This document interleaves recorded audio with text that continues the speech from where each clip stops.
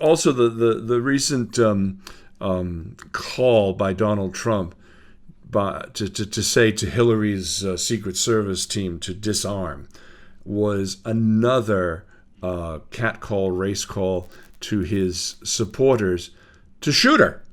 I mean, and the fact that you have all these assassination threats from the opposing candidate, makes the United States look like a third world banana republic, for God's sake. Yeah, and I actually think, this is something sort of on the ground level to worry about the day after. I think that, I remember when George W. Bush got elected and his cavalcade up to the White House, there was serious protest, the first time that the president couldn't walk the last few meters up to the White House. And I think there could be something an awful lot worse. If Trump loses, and like I say, if it's close, I think there's nothing to stop him coming out and saying, well, you've seen what happens, this is all rigged.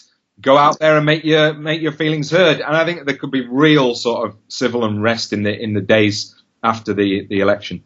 It's a real possibility. Before we go to break here, 538.com, Nate Silver's group, one of their people, Harry Enton, was on the Political Wire podcast just a couple days ago, and he talked about something called the poll gap, and the fact that if you've got people that are some of the polls are saying that they could go for Trump, you need to pay attention to them. And he compared it back to what happened with Brexit, how everybody saw the numbers saying that Brexit could win, but they ignored them, and they do so at their peril. Nobody really wanted to listen.